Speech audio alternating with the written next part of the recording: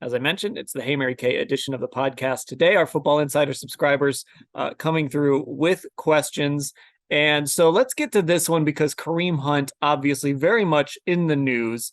Everyone's on Kareem Hunt watch. You guys got to talk to him on Saturday, Mary Kay. So this comes from Dave in Nashville, a two-part question.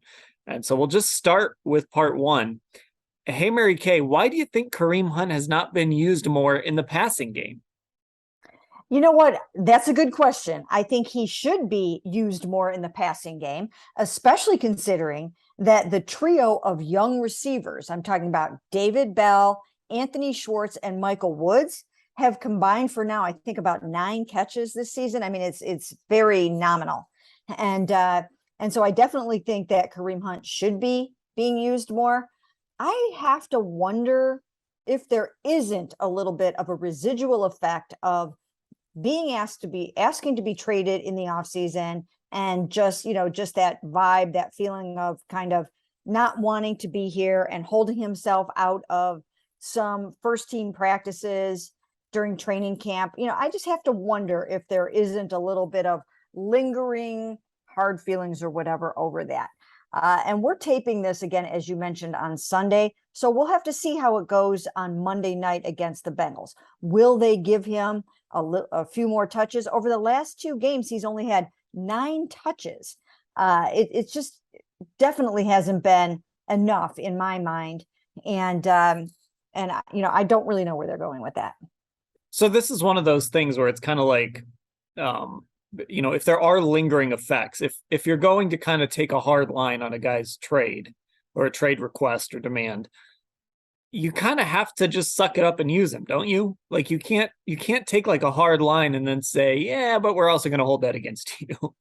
Yes, I do agree with you on that. If you are going to, deny the trade request and tell him that, that he's going to be here, I would think that you would just, let bygones be bygones and set that aside. But if you remember, David Njoku kind of had to work his way back from a trade request. Now he went ahead and did that very well, actually, and now is well paid, and and he's the number 1 tight end. So there is a world in which you can come back from something like that. I don't see that happening with Kareem because I don't believe that they value him the same way that they do David Njoku. I think he's going to be gone after this season anyways.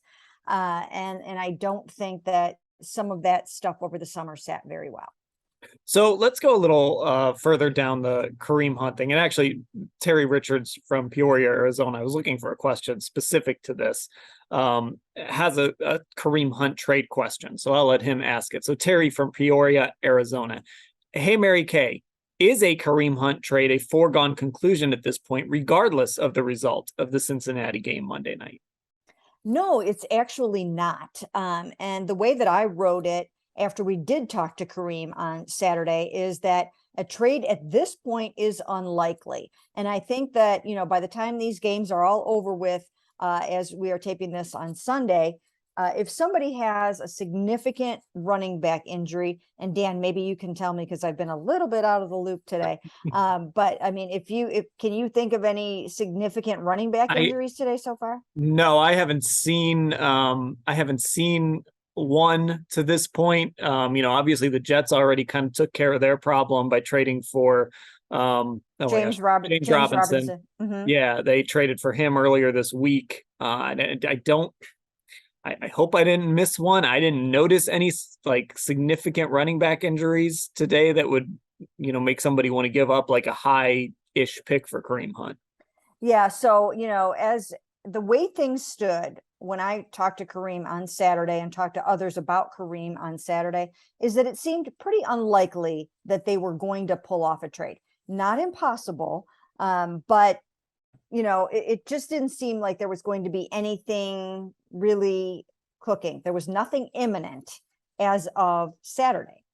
And, sometimes those things don't become a sense of urgency until you lose a starting running back. And then you think, oh my gosh, where can we find one? So if that didn't happen, then I think that increases the chances of him still being a Cleveland Brown on Tuesday. And I think you might agree with me on this. I think that's smart. I think The smart play here is to go ahead and keep him and hang on to him, and just see what you can do for the rest of the season with him. Who knows? I mean, they might still have a pulse.